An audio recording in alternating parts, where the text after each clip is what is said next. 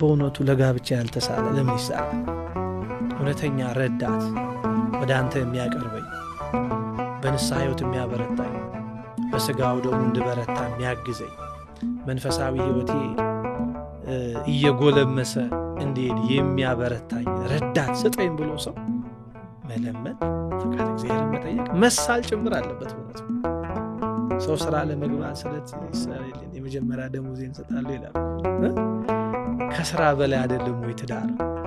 የዘላለም ሕይወት መንገድ አይደለም? ስለዚህ እንዲህ ያሉትን ቅዱስ ዮሐንስ አፈወርቅ እንዳለው ከማግባቱ በፊት አንድ ሰው ፈቃድ እግዚአብሔር በጸሎት መጸለይ መጠየቅ አለበት። ስለዚህ አንዱ የመጀመሪያው ቅድመ ሁኔታ ምንድን ነው ማለት ጸሎት ነው።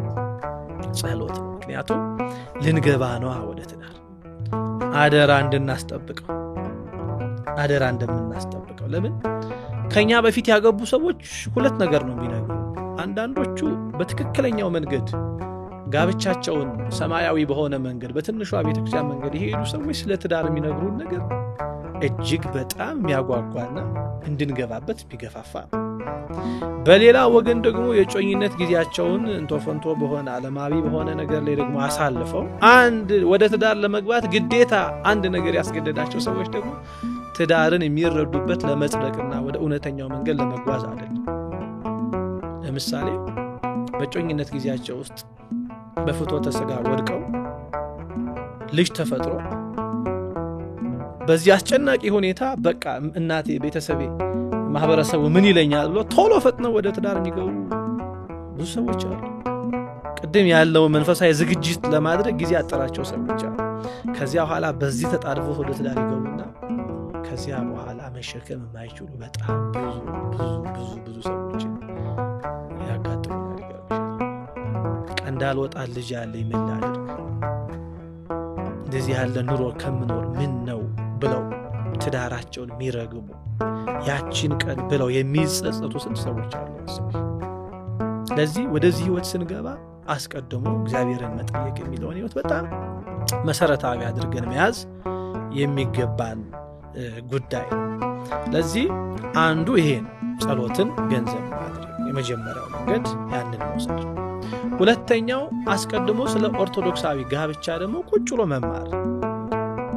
አሁን አንዳንድ ሰው ስለሚገባበት ተቋም ሳይማር ስለ ሰርጉ ከዓመት በፊት ተጨንቆ ብዙ መንገድ የሚሄድ ሰው አለ።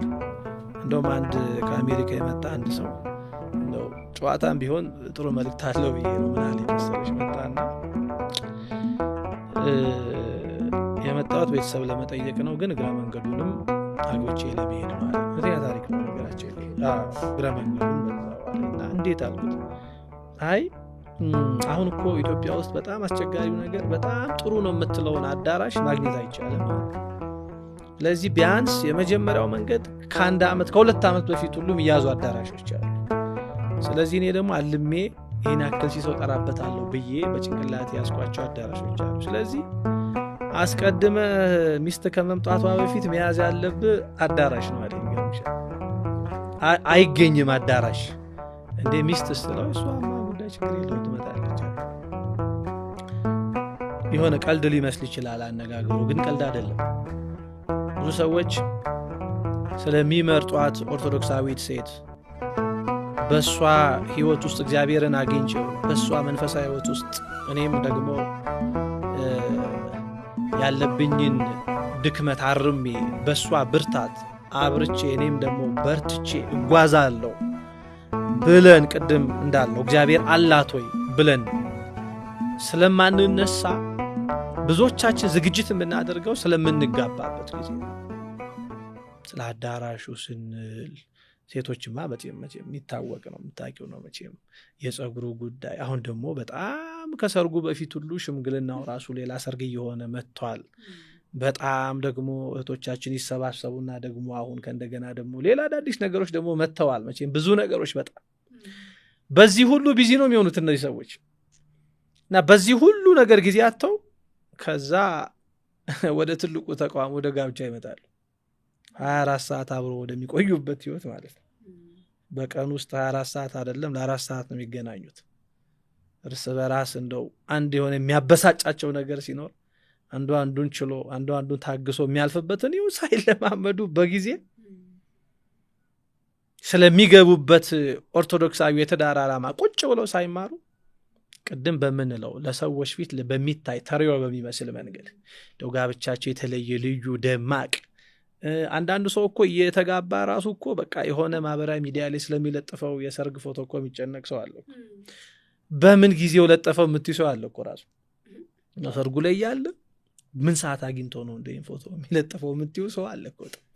ይሄ የሚነግረን የሆነ ነገራችንን ለሰዎች በማሳየት የምናገኘው እርካታ እውነተኛውን የምንኖርበትን እርካታ አልሰጠንም ብዙዎቻችን። ስለዚህ አንድ ሰው በቅድመ ሁኔታ ወደ ጋብቻ ከመምጣቱ በፊት ቁጭ ብሎ ኦርቶዶክሳዊ የሆነውን እንዲህ ያለውን የትዳር ሕይወት ቁጭ ብሎ መማር አለበት። ተዘጋጅቶ መግባት አለበት። ሰልጥኖ መግባት አለበት። እንደውም ቅዱስ ዮሐንስ አፈወርቅ ምንድን ነው የሚለው? ለሚጋቡ ሰዎች ትዳራችሁን የማሰልጠኛ ተቋም አድርጉት ይላል እና በዚያ በማሰልጠኛ ተቋም ውስጥ ስለ ፍቅር ሰልጥኑ፣ ስለ ትዕግስት ሰልጥኑ፣ ስለ ራስን ወደ መግዛት ሕይወቱ ስልጠና ውስጥ ግቡ። ከዛች ከትንሿ ከናንተ ስልጠና ማዕከል ውስጥ ተመረቁና ውጡ ይላል። ከዚያስ ተመረቃችሁ ስትወጡ ከዚያች ከናንተ ቤት በስራ ቦታችሁ ላይ ታጋሽ ሰው መሆናችሁ ነገርላችኋል። በማህበራዊ ህይወታችሁ ላይ ራሳችሁን የምትገዙ፣ አንደበታችሁን የምትቆጣጠሩ፣ ስጋዊ ፍላጎቶቻችሁን ድል መንሳት የምትችሉ ትሆናላችሁ። ለምን? በዚያ ተቋም ውስጥ ሰልጥነ ስለወጣ ነው። አንድ ድርጅት የሚከፍት ሰው ገንዘብ ስላለው ብቻ ድርጅት ይከፍታል እንዴ? ስለሚከፍተው ድርጅት እኮ ሄዶ በስልጠና ቦታ ላይ እኮ ይማራል አይደል? ይሰለጥናል፣ ኮርሶች ይወስዳል። ገንዘብ ስላለው ብቻ አንድ ቢዝነስ ራን ይደረጋል ማለት አይደለም። መሰልጠን፣ እውቀትን ደግሞ ገንዘብ ማድረግ ይገባል። ስለዚህ ቁጭ ብሎ መማር የሚለውን ደግሞ ህይወት ማየት ያስፈልጋል። ቀጥሎ የምክረ ካህን ህይወት ደግሞ ያስፈልጋል። ቅድም እንዳለው የጮኝነት ጊዜ አይደለ? አንዳንድ ጉዳዮቻችን ከኛ አቅምና ሐሳብ በላይ ሊሆን ይችላሉ። ዘመናዊነቱ በእኛ ላይ የሚያሳድርብን ተጽዕኖ ሊሆን ይችላል። ስለዚህ የምክረ ካህን ህይወት ካለን የመረጋጋት ጊዜ እናገኛለን ማለት ነው። ክፉን ከደጉ ምንለይበት፣ ጨለማውን ከብርሃን ምንለይበት። አየሽ፣ ትኩስ የሆነ አንዳንድ የወጣትነት እድሜያችንን ካህናት በምክር ገሰጽ ሲያደርጉት የተረጋጋ ይሆናል። ከዛ አየሽ መልሶ ደግሞ መሄድ መጓዝ እንችላለን። ለምን?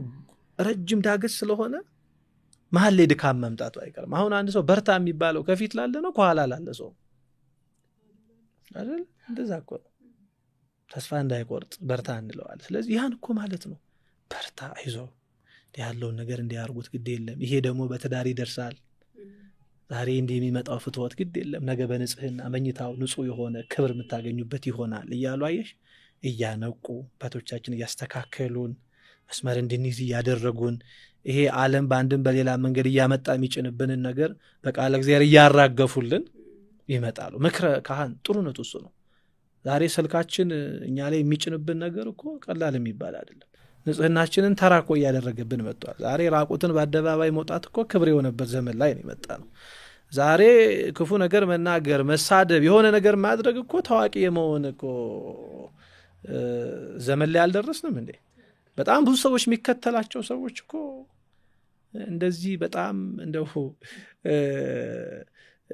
ለማህበረሰቡ ለራስ ምሳሌ የማይሆኑ ብዙ ሰዎች እኮ ሰው በጣም ብዙ ቪው ሰጥቶ በጣም ብዙ ላይክ ሰጥቶ እውነቱን ነው ለየትኛው ዘመን ምን ችግር አለ ፈታ ቢል ዘና ቢል ብለን እኮ ጭራሽ ደጋፊ እኮ የምንሆንበት ዘመን ላይ ነው የደረስነው። ይሄ የሚነግረን በምክረ ካህን ሕይወት ውስጥ ስለማንሄድ ነው። ደካማና ጠንካራ ጎናችን እየለየን ወደ ትዳር ስንገባ ወደ ትክክለኛው ትራክ ውስጥ ለመሮጥ ስለሚረዛ ነው። ሌላው እኔ ለጋብቻ ብቁ ነኝ ወይ ብለን ደግሞ ራሳችንን የምንፈትሽበት ጊዜ ነው። ይሄን ለመሸከም ያስተሳሰብ ደረጃ ላይ ነኝ ወይ ብለን አንዱ በዚህ ሁኔታ ውስጥ ቅድመ ሁኔታ ራሳችንን መፈተሽ አለብን። ምክንያቱም ወደ ትዳር ልንገባ ነው። ሌላ አካል ልሸከም እኮ ነው እኔ፣ እሷም ደግሞ እኔ ልትሸከመኝ እኮ ነው። ስለዚህ እኔ መጀመሪያ ራሴንስ መሸከም እችላለሁ ወይ ብለን መጠየቅ አለብን። አንዳንድ ጊዜ ቅድም ብያለሁ፣ በቃ አሁን ብዙ እህቶቻችን እድሜ ይደርስና ወይ ደግሞ በቃ ነገ ልጅ አለመውለድ ይመጣል ተይ በጊዜ ነው የሚል እንደዚህ ያለ ተጽዕኖዎች ይመጡና አንዳንድ ጊዜ እኛ ራሳችንን ሳናዘጋጅ እንዲህ ያለውን ፈተና ብቻ ለማለፍ ብቁ ሳንሆን እንገባና ከዚያ በኋላ እንደው በቃ ሲኦል ይሆንብናል። ያ የምንጸድቅበት ትዳር፣ ድነት የምናገኝበት ትዳር፣ ወደ መንግስተ እግዚአብሔር ተያይዘን የምንገባበት የዓላማ ሁሉ ድብልቅልቅ ያለ ህይወት ውስጥ ይሆናል። አንዱ ይሄን ብቁ ነኝ ወይ ብለን ራሳችንን የምንፈትሽበትና ብናይበት ነው። የመጨረሻው ደግሞ ለመኖር የሚያስፈልገን መተዳደሪያ ነገሮች ደግሞ የምናዘጋጅበት ጊዜ ነው። እንዲሁ ፍቅር ስላለን ብቻ ተያይዘን ወደ ትዳር አንገባም። ሰዎች የምንበላው ምንጠጣ ያስፈልገናል። አየር ላይ አንኖርም። ቤት ኪራይ ከፍለን ነው። ከዚያም በኋላ ደግሞ ወደ ራሳችን ነገር ነው የምንሄደው። ስለዚህ ቢያንስ እንደው ሰርተን ምንገባና ባለን ነገር እግዚአብሔር እንዲባርክልን በእምነት የምንቆም መሆን መቻል አለብን። አንዳንድ ጊዜ በጣም እንደዚህ ያሉ ትኩስ ፍቅር ስሜት ሲኖረን አንዳንዴ እንዲህ ያሉትን ነገሮች የማናይባቸው ጊዜያቶች አሉ። ቀፍ ብለን ወይ እሷ እናትና አባቷን ጥላ በቃ ዘው ብላ የምትሄድበት እንዲህ ያሉ ነገር በጣም አፍላ የሆኑ ነገሮችን ያለማስተዋል ነው። እና ምንገባው ረጅም ጉዞ፣ ነገ ልጆች ይፈጠራሉ።